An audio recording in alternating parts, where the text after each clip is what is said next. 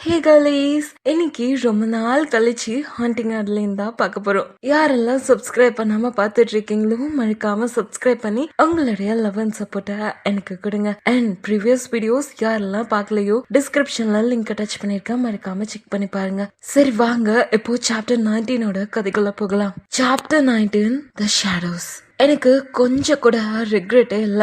அந்த ராத்திரி அவகிட்ட அப்படி பிஹேவ் பண்ண விதம், அவகிட்ட எந்த ஒரு கன்சென்ட்மே இல்லாம அவகிட்ட நான் எடுத்துக்கிட்ட அந்த விஷயம், இது எல்லாமே தப்புன்ட்டு எனக்கு நல்லாவே தெரியும். ஒவ்வொரு நாளும் நான் எதுக்காக போராடணும், அதுக்கு அப்படியே ஆப்போசிட்டான விஷயம் தான் இது. ஆனாலும் என்னோட லிட்டில் மவுஸ் பத்தி அவளை விடவே எனக்கு நல்லாவே தெரியும். அவ வாய் வேணாம் தான் சொல்லும், ஆனா அவளோட பாடி அப்படி கோடி கோடியா ப்ளீஸ் பண்ணும் என்கிட்ட இருந்து. அவளோட ஆக்ஷன்ஸ் எல்லாமே அவளோட லாங்குவேஜ்க்கு தலைகீழா தான் இருக்கும். அவளுக்கு என் மேல இன்ட்ரெஸ்டே இல்லைன்னா எதுக்கு இப்படி ப்ரொவோக் பண்ணணும், எதுக்கு என்ன பைட் பண்ண சொல்லிட்டு இந்த மாதிரிலாம் எதுக்கு பண்ணணும். அவளுக்கு நல்லாவே தெரியும் நான் சொன்னா செய்வேன்ட்டு. ஆனாலும் ஏன் இந்த மாதிரி பண்ணிட்டு இருக்கா? அவளுக்கு இன்ட்ரெஸ்டே இல்லைன்னா எனக்கு ரிப்ளை கூட பண்ண மாட்டா. ஆனா மெசேஜ் பார்த்த உடனே ரிப்ளை பண்றா. அதனாலதான் சொல்றேன், அவ வாய் வேணான்னு சொன்னாலும் அவளோட மைண்ட் அண்ட் பாடி வேணும் தான் கேக்குது. அவ பக்கத்துல இருக்கிறப்போ என்னோட பிளட் எல்லாம் இப்படி பாயில் ஆகி மோல்டன் லாவா மாதிரி கொதிக்குது. நான் அவளை ஃபுல்லா அனுபவிக்க ரொம்ப க்ளோஸா போயிட்டேன். என்னோட ஜீன்ஸ்குள்ள இருந்த அந்த ப்ரெஷர் என்னால தாங்கவே முடியல. அவ கிளைமேக்ஸ் ரீச் பண்ணி பிளஷரை ஃபீல் பண்ணி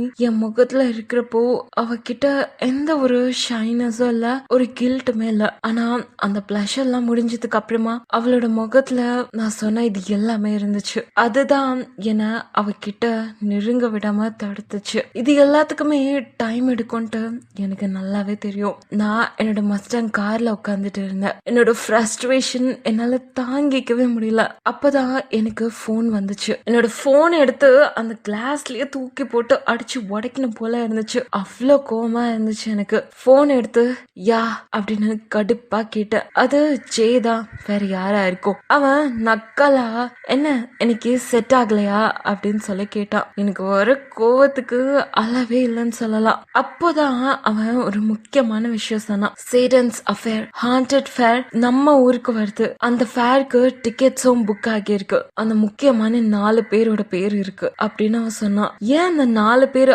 அங்க போகணும் எனக்கு சுத்தமா புரியவே இல்ல. ஒரு க்ரோன் மேன் ஏன் ஒரு ஹாண்டட் ஃபேருக்கு போறான், எதுக்கு இந்த மாதிரி பண்றானுங்க அப்படின்ட்டு எனக்கு ஒரு ஐடியாவுமே இல்ல. அப்பதான் ஜே சொன்னா, அங்க கேர்ள்ஸ பிக் பண்றது ரொம்பவே ஈஸி. உன்னோட பேர்லயும் ஒரு டிக்கெட் புக் பண்ணிருக்கேன், இன்னும் 3 வாரம் தான் இருக்கு அப்படின்னு அவன் சொன்னா. நான் சிகரெட் எடுத்து லைட்டன் பண்ணி ஒரு பஃப் எடுத்தேன். ஜே உடனே ஏய் நீ சிகரெட் பிடிக்கிறியா, குயிட் பண்ண போறேன்னு தானே சொல்லிட்டு இருந்த, என்னடா நீ, எவ்வளவு ஹார்ம்ஃபுல் தெரியுமா இது அப்படின்னு சொல்லிட்டு பீரியாடிக் டேபிள்ல உள்ள எல்லா கெமிக்கல் எலமெண்ட் நேமும் சொல்ல ஆரம்பிச்சிட்டான். லெக்சர் எடுக்க ஆரம்பிச்சிட்டான். எனக்கு இதெல்லாம் கேட்க சுத்தமா இன்ட்ரெஸ்ட் இல்ல, நேரமா இல்ல. அப்டேட் மீ அப்படின்னு சொல்லி போனை கட் பண்ணிட்டேன். என்னோட மஸ்டாங் கார் ஒரு மினி கண்ட்ரோல் ரூம் மாதிரி. லேப்டாப், டேஷ் கேம்ஸ், லா என்ஃபோர்ஸ்மெண்ட் அலர்ட்ஸ் அப்படின்னு எல்லா கேஜெட்ஸ்மே இருக்கும். லேப்டாப்பை ஓபன் பண்ணி அந்த ஹாண்டட் ஃபேருக்கு யாரெல்லாம் வராங்கன்னு சொல்லி செக் பண்ணேன். எனக்கு இந்த பேய் பிசாஸ் மேலெல்லாம் சுத்தமா நம்பிக்கையும் இல்ல, பயமும் இல்ல. இந்த உலகத்துல இருக்கக்கூடிய ரியல் மான்ஸ்டர்ஸ் யாரு தெரியுமா? இந்த மனுஷங்க தான். ரொம்பவே டேஞ்சரஸான ஆளு. அவங்களுக்குள்ள இருக்கக்கூடிய அந்த டார்க்னஸ், அந்த கெட்ட குணம் தான் நிஜமாவே ஹாரர். என்னோட வாழ்க்கையோட பர்பஸே அந்த மாதிரி ஆட்களை அழிக்கிறது தான் அப்படின்னு யோசிச்சுட்டு அந்த லிஸ்ட பார்த்துட்டு இருக்கப்போ ஒரு பேரு என் கண்ணுல சிக்கிச்சு. அதை பார்த்ததுக்கு அப்புறம் என்னோட ஹார்ட் பீட் ரைஸ் ஆயிடுச்சு. அது ஆட்லைன் தான். அதை பார்த்து சிரிச்சுட்டு என் வாழ்க்கைக்கான பர்பஸ் இந்த மான்ஸ்டர்ஸா வேட்டையாடுறது மட்டும் தான் நினைச்சேன். இப்போ இவ வந்துட்டா. 2 நாள் தான் நான் தள்ளி இருந்தேன். ஆனா என்னால சுத்தமா கண்ட்ரோலே பண்ண முடியல. என்னோட கையாலேயே நான் என்னோட ப்ரெஷரை குறைக்க ட்ரை பண்ணி டயர்ட் ஆயிட்டேன். ஆடு கிட்ட இருந்து பதில் வரும்னு நான் நான் எதிர்பார்க்கவே இல்லை.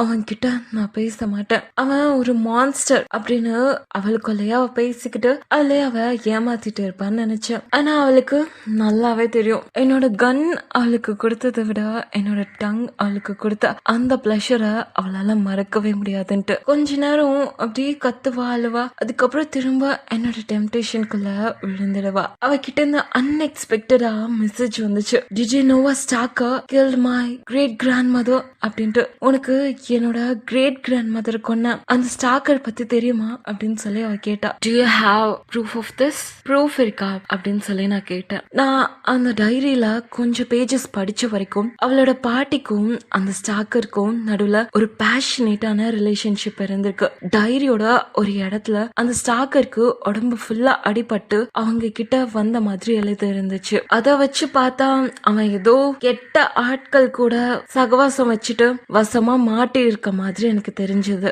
டைரியில அவன் பெருசா இந்த அக்ரேஷனும் கோவத்தையும் வயலன்ஸையும் காட்டின மாதிரி எனக்கு தெரியல. ஆனா யாருக்கு தெரியும், ஆடியோட பாட்டி அவங்களுக்கு பிடிச்ச விஷயத்த மட்டும் அந்த டைரியில எழுதி இருக்கலாம். அவன் நல்லவனா இருப்பானு சொல்லி அவங்க நம்பி இருக்கலாம். ஆனா உண்மையில அவனே கூட அவங்கள கொன்னு இருக்கலாம். இல்லனா அந்த பாட்டியோட ஹஸ்பண்ட்க்கு அவங்க அஃபேர் பத்தி தெரிஞ்சிருக்கலாம். அந்த காண்டுல அவரே கூட அவங்கள கொன்னு இருக்கலாம். ரெண்டுத்துல எது வேணாலும் நடந்திருக்க வாய்ப்பு இருக்கு. அதே மாதிரி அந்த ஸ்டாக்கர் யார்கிட்டயோ பெரிய வம்பு வச்சிருக்கான். அந்த பிரச்சனை திரும்ப அவனையே ரிப்பீட் அடிச்சிருக்கலாம். எங்க அடிச்சா அவனுக்கு வலிக்குமோ அந்த இடத்துல அடிச்சிருக்கலாம். அவனோட அப்சஷன், அவனோட உயிருக்கு உயிரான அந்த பொண்ணு ஆடியோட பாட்டி மேல அந்த ஆளுங்க காட்டியிருக்கலாம். அந்த டைரிய ஸ்னூவ் பண்ணதுக்கு அப்புறம் எனக்கு கியூரியாசிட்டி இன்னுமே அதிகமாயிடுச்சு. ஹிஸ்டரிய தோண்டி பார்த்த ஹிஸ்டரி ரிப்பீட் ஆன மாதிரி இருந்துச்சு. இதுதான் இப்போ எங்கேயுமே நடந்துட்டு இருக்கு. ஆனா அந்த காலத்துல இருந்த போலீஸ்காரங்க எல்லாமே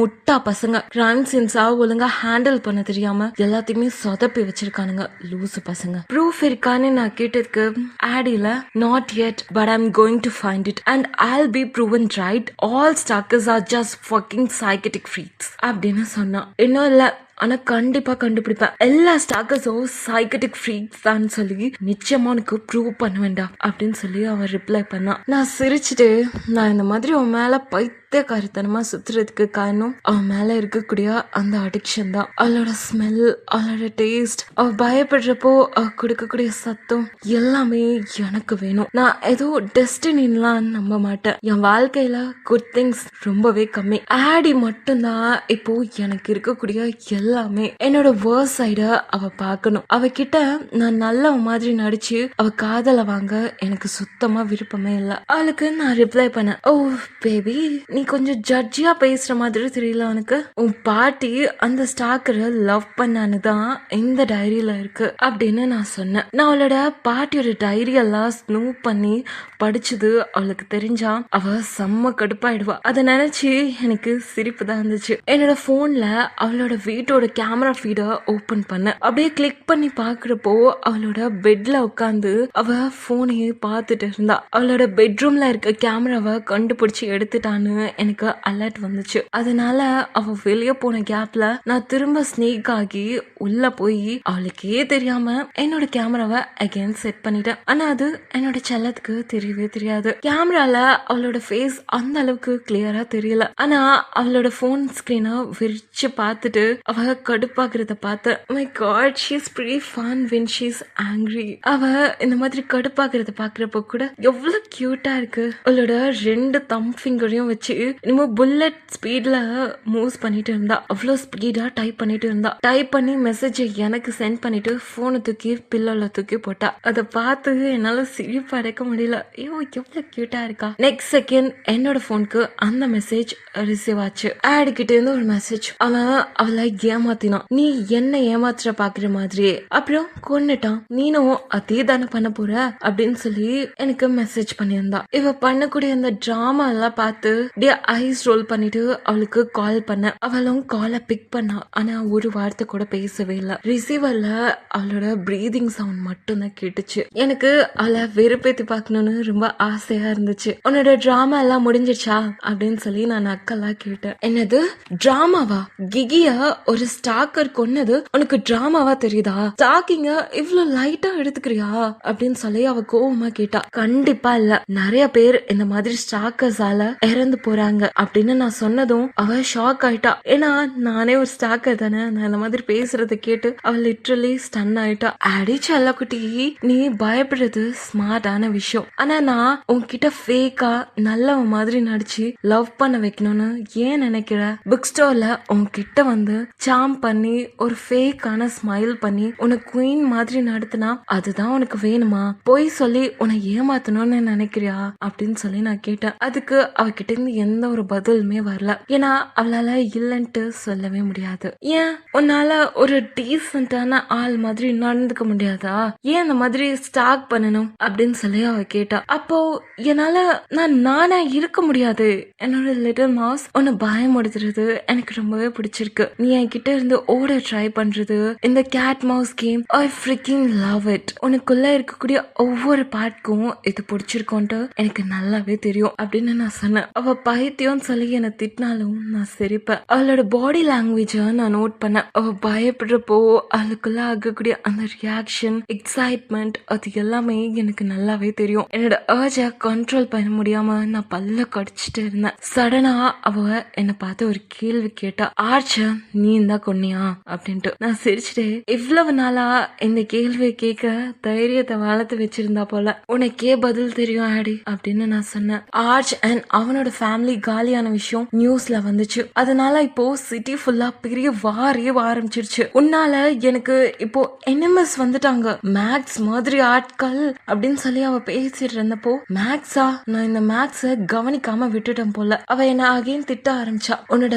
சைக்கட்டிக் ஜெல்லசினால நான் செத்து போயிட்டா அப்படின்னு அவ பேசிட்டு இருந்த உடனே நான் அவளை ஸ்டாப் பண்ணேன். பேபி, கொஞ்ச நேரத்துக்கு முன்னாடி உன் மேல கண்ணை வச்சு உனக்கு ஒரு பெரிய லெசன் கொடுத்தேன்னு. அது டிசிப்ளினுக்கு மட்டும் கிடையாது. இந்த லோ லைஃப் கிரிமினல்ஸை விட நான் பயங்கரமானவன்னு உனக்கு இன்னும் புரியல. நெக்ஸ்ட் டைம் அவங்கள எனக்கு மேல வச்சு பேசினேன்னு வையன், அவங்களோட தலைய உன்னோட டோர் ஸ்டெப்ஸ்ல வைப்பேன். நான் சொன்னா செய்வன்ட்டு உனக்கே தெரியும் அப்படின்னு நான் சொன்னேன்னு அவ டன் ஆயிட்டா.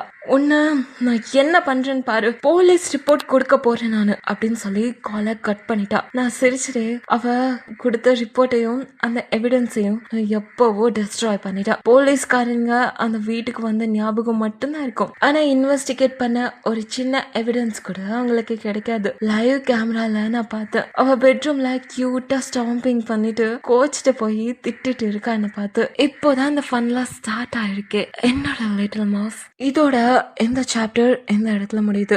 இந்த சாப்டர் உங்களுக்கு பிடிச்சிருந்துச்சுன்னா மறக்காம லைக் பண்ணுங்க, உங்களோட ஃப்ரெண்ட்ஸ்க்கு ஷேர் பண்ணுங்க.